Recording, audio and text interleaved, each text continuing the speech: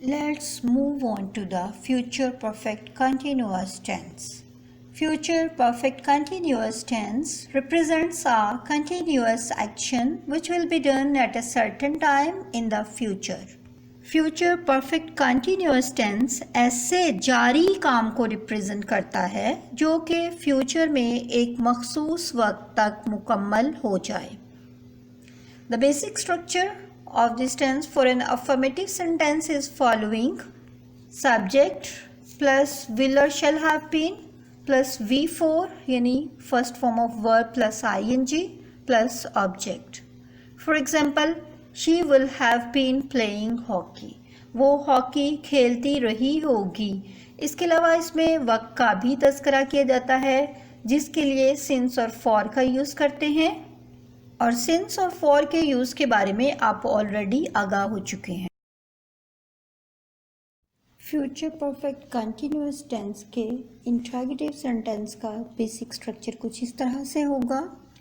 Will shell subject से पहले आ जाएंगे, फिर सब्जेक्ट, उसके बाद हैव बीन, फिर इसके बाद V4 यानी first form of verb plus ing, then object and question mark. For example, will she have been playing hockey. अब देखिए इसमें विल पहले आया है, उसके बाद सब्जेक्ट, फिर हैव बीन, प्लेइंग V4 आ गया and then hockey object and question mark. क्या वो हॉकी खेलती रही होगी?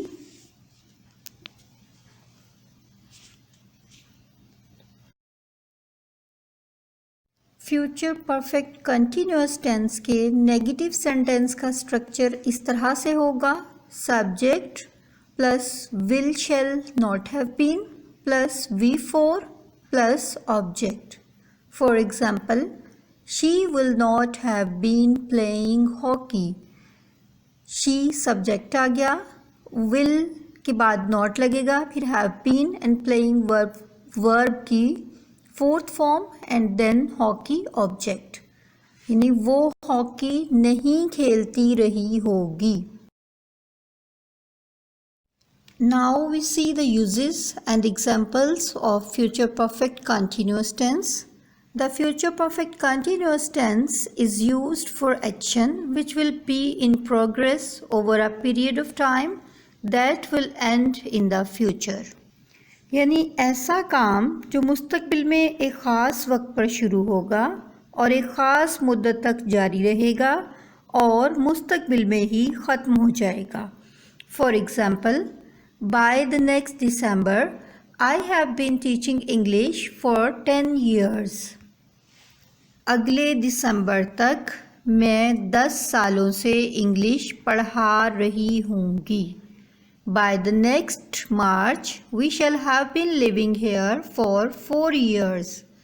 यानी अगले मार्च तक मैं 4 सालों से हम इस घर में रह रहे होंगे.